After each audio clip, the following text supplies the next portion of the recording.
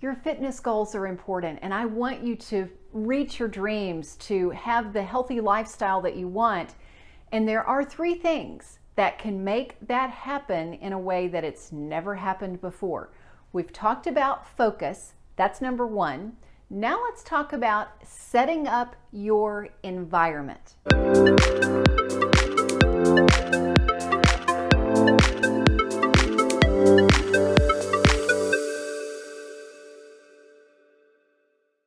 Welcome, I'm Sheri Traxler with Nourish Your Life, author of Go Forward, 28 Days to Eat, Move, and Enjoy Life God's Way. To do all of that, you've got to set yourself up for success, and literally, not just figuratively. That's what we're talking about today. What do you need to have in your environment, in your space, so that it's easy for you to stick with a healthy lifestyle? Let's start with the gym bag. The gym bag gets a bad rap because, it can smell, or something that happens a lot is, oops, I forgot such and such. You get to the gym, or you get to the tennis court, or you get to whatever it is activity that you're doing, and you realize you don't have all your gear. It also gets a bad rap because it's such a pain and a headache every night or every morning to get it packed. Well, especially if you're packing it in the morning as you're rushing off. So here's what I started doing years ago, and it's helped a lot of my clients as well. On Sunday afternoon, I pack all of the clothes that I need for that week at the gym. Yes, makes for a pretty tight bag. And those recyclable grocery bags that sometimes you forget to take back to recycle, guess what? You can reuse them. Let's say you're going to the gym 3 days, you put 3 in. If you're going to the gym 5 days, you put 5 in. And each day, if the gym bag is at your desk, in your office, or in the trunk of your car, you get to the gym, the clothes that you need that day are in the bag. And then when you're done and they are dirty, you just take the sweaty clothes, pop them in the bag, and then that's what you take home with you, and all of the clean workout clothes stay in the gym bag, ready to go, and you only have to pack once a week, which makes it easy and fast and a no-brainer. Literally, you don't have to think about it anymore. If you are working out at home, you don't have to worry about packing clothes, but wow, it can really get boring watching a blank wall while you're on a treadmill or a bike or lifting weights. So make sure that in your environment for a home gym that you have a TV or a computer with some movies, something that is going to be entertaining for you.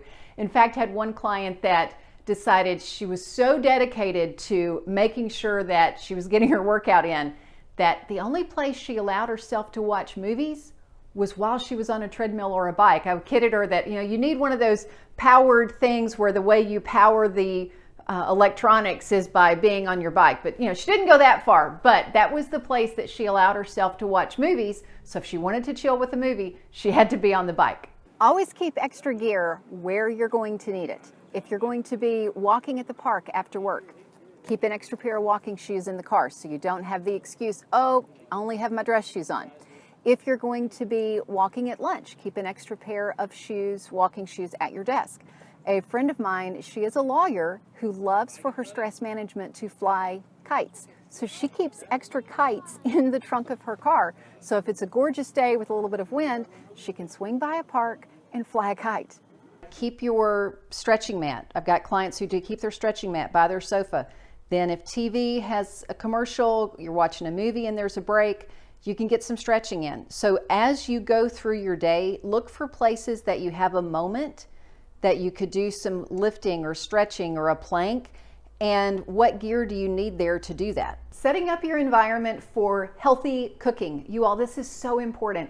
I know for me, whenever I come in and it's the end of the day and it's time to do some cooking, even if it's not super creative, coming into a kitchen where there's still a pizza stone that's messed up and pots and pans on the stove that haven't been cleaned, that is not the environment to cook in. So You want it to be cleaned up.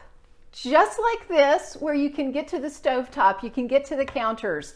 Now, it's not going to be as easy as a snap of a finger. I know that. You'll have to create some systems in your household like we have in ours, but setting up that environment for healthy cooking is a must. Just like packing your clothes, your workout clothes ahead, and for the week or for the day, you can do the same thing with food. Let me show you a couple of ideas. One is just the night before packing your lunch. This is appropriate for a lot of situations, but I know for myself it has come in really handy if I'm going to be on the road several days in a row, or whenever I was in a traditional office job. I would pack for the week, go ahead on a Sunday afternoon when I'm packing those workout clothes, go ahead, grab Ziploc bags or little boxes and go ahead and pack carrots and celery and divvy up for each day, so that at night, instead of having to create this whole thing for lunch and snacks the next day, it's literally just grabbing things that are already in my refrigerator and in my pantry and stuffing them in here. It helped so much, saved me so much time, but most importantly, saved all that mental energy. And that's what setting up your environment is for. It's so it's easier and it cues you to do those things, because that way you're not just grabbing whatever else is convenient. You've made your own convenience. Is that making sense? Here's a little trick I taught a client recently. Setting up your environment is not just about saving yourself time and effort. It's also about setting up your environment so you enjoy the new healthy habit. I know for myself that years ago I enjoyed celery. I loved it at parties. I enjoyed it at work. And then when I started working from home, suddenly I didn't like it. And she was sharing with me that she enjoys celery, but she doesn't seem to eat it on a regular basis. So I'm going to switch the camera around and show you something. Whenever I would have celery at a party, it would already be out for a while and room temperature. If I was at work, I would have it in a baggie, and typically at my desk, had been sitting there for an hour or two. It was at room temperature. Suddenly, when I started working from home, I would get it straight out of the fridge, and I didn't like it. It wasn't that I didn't like it with a particular dip or hummus. I just didn't like it anymore.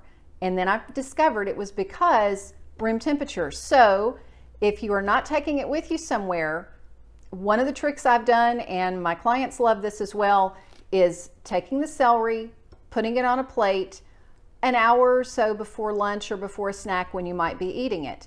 Try that, not just with celery, but anything else that you found yourself not liking, but you think you probably could. See if it is a temperature difference. For any activities that you're wanting to incorporate throughout your day, maybe it's taking a breathing meditation break, or if you've been sitting for a while and you want to remind yourself to adjust your desk or get up and move around so that you're standing some, setting a timer and just setting it at the beginning of the day. Put that as part of your environment building. As first thing in the day, set a timer for 60 minutes. And when that timer goes off, then it's time to take a break for whatever it is that you're taking a break for. Sleep hygiene, setting up your environment for that. Things like, do you have those blue blocker glasses, or do you just simply set another timer so that at a certain time in the evening, all the screens go off? Is your environment set up for sleep as far as temperature and light, things like that, the gadgets that you might need to help you sleep better as in the evening, and then also sleep hygiene during the day so you get out into the sunshine. And I've got lots of videos on sunshine, so be sure to check those out. Also, what about stress management? What do you need in your environment for stress management? Sometimes it's a visual reminder. That I've got clients who they'll put a candle in a special place, even if they never light the candle. Just seeing that candle is a visual reminder that I'm focused on stress management. I'm focused on staying calm and relaxed. Maybe it's an affirmation that you have posted somewhere. Something that is going to visually remind you of the stress management. And you can use that in any goal that you have. Anything that you are wanting to improve on in your healthy lifestyle, exercise, nutrition, water, whatever, having those visual cues or even the words or pictures like a vision board, even if you don't do a vision board, just a picture of that particular something you're working on that week, that month, keeping it fresh. Those are several ideas to set up your environment. Once you know what goal that you are focusing on, or 2, 3 at the most, as I talked about in the previous video, then think about how are you going to set up your environment for that. And it doesn't have to be perfect. It just needs to be some cues and things that make it a little bit easier, just like the food or the workout bag that I talked about, so that it's not a hassle to stick with. So here's your assignment. Here's what I want you to do. Once you know your goals, then think about what is a cue that you can put in your environment and what is one hassle that you want to remove. So set up your environment to remove that hassle. Notice how it helps, what works, what doesn't work, and then adapt. Thank you so much for being here. I really appreciate your taking this journey to become healthier and stronger and more energetic. Let me know in the comments what you're going to experiment with. Thank you for subscribing. Remember to click that notification bell. And until next time, find your path and fulfill your unique potential.